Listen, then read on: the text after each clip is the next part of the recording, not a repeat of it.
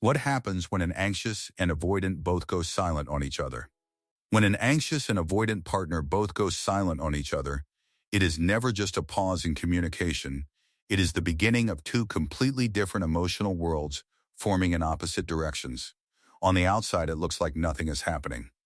But internally, both people are entering very different psychological states that slowly reshape how they feel about the relationship. For the avoidant partner, silence often feels like a return to control, as if the emotional pressure that once felt overwhelming has finally been removed. They may not call it relief out loud, but internally there is a sense of breathing space where they no longer feel emotionally demanded or pulled into intense conversations. They start to tell themselves that distance is healthy, that space is necessary, and that not engaging is actually a sign of maturity rather than disconnection. This narrative helps them stabilize their emotions, because closeness often triggers discomfort that they struggle to fully understand or express. Meanwhile, the anxious partner experiences the same silence in a completely opposite way, where space does not feel like relief, but instead feels like emotional disappearance. Every hour of silence slowly increases internal tension, because uncertainty becomes more painful than even conflict or argument. Their minds start scanning everything that happened before the silence, replaying conversations, tone changes, and small moments that might explain what went wrong. Even things that were once insignificant now start to feel like possible signs of rejection or emotional withdrawal. As this continues, the avoidant partner begins to detach further, not necessarily because they stopped caring, but because emotional distance starts feeling safer than emotional exposure. They convince themselves that if nothing is said, nothing can escalate, and this belief becomes a protective shield against vulnerability. At the same time, the anxious partner becomes increasingly emotionally activated, where silence is no longer neutral, but becomes loaded with meaning, fear, and interpretation. They may appear normal to others, but internally, their emotional system is working overtime, trying to decode what this silence actually represents. One of the most painful parts of this dynamic is that both individuals are reacting to the same silence, but neither of them is speaking the same emotional language. For the avoidant, silence means space and stability, while for the anxious, silence means abandonment and emotional uncertainty. As time passes, the avoidant partner may begin to feel a subtle emotional echo, a small curiosity about why the anxious partner has not reached out as expected. But instead of acting on it, they often suppress it quickly, because reaching out would mean reopening emotional complexity they were trying to escape.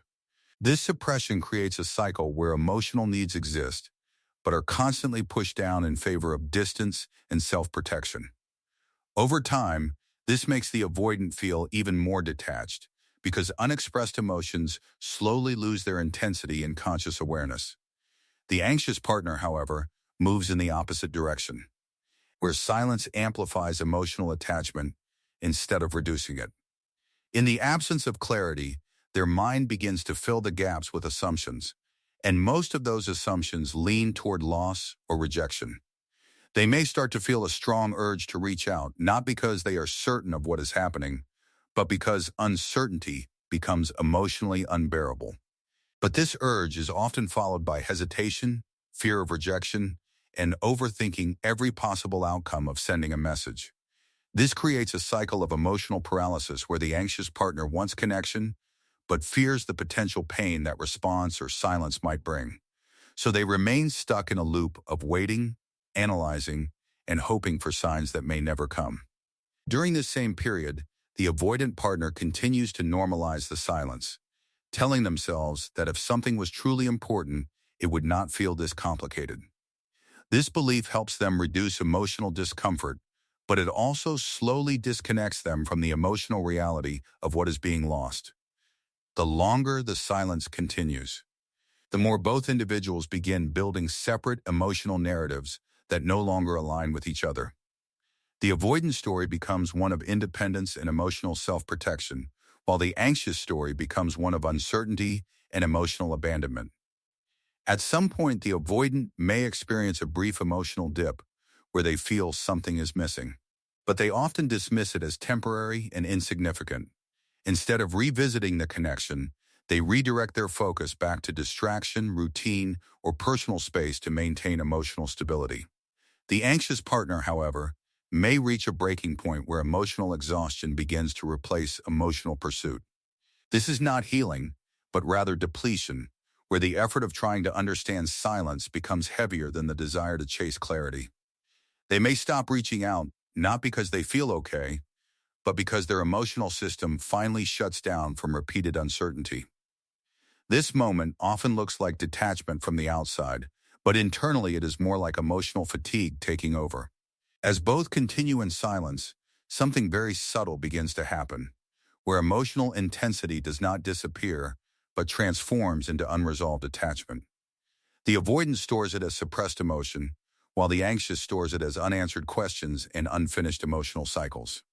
Eventually, both may begin to miss each other in different ways, but neither side feels safe enough to translate that feeling into action. The avoidant misses the presence, but fears the emotional demand that may return with reconnection, while the anxious misses the connection, but fears the pain of rejection again. This creates a strange emotional gap where care still exists, but communication is no longer available to express it. And when care has no outlet, it slowly turns into distance that feels permanent, even when it is not. Over time, silence stops being a temporary state and starts becoming a psychological conclusion for both individuals. The avoidant convinces themselves that staying distant is healthier, while the anxious begins to accept that waiting may no longer lead anywhere meaningful. What makes this situation so powerful and painful is that nothing dramatic actually happens. No final conversation, no closure, no clear ending. Instead, the relationship dissolves quietly through silence, misunderstanding, and emotional self-protection on both sides. In the end, what happens when an anxious and avoidant both go silent is not resolution, but a slow emotional drifting where two people who once mattered deeply become strangers, connected only by memory. And the most difficult truth is that both may still feel something, but silence has already rewritten the meaning of that feeling into distance rather than connection. If you're in a situation like this, understand that silence always feels powerful, but it is rarely the full story. What you are experiencing is often two nervous systems reacting in opposite ways, not two people intentionally trying to hurt each other. And if you wait too long for clarity without communication, you may end up getting closure through distance instead of understanding. The real shift happens when you stop interpreting silence and start focusing on what is actually being shown through consistent action. If this video helped you see the pattern more clearly, subscribe and stay tuned for more psychological insights on relationships and attachment dynamics.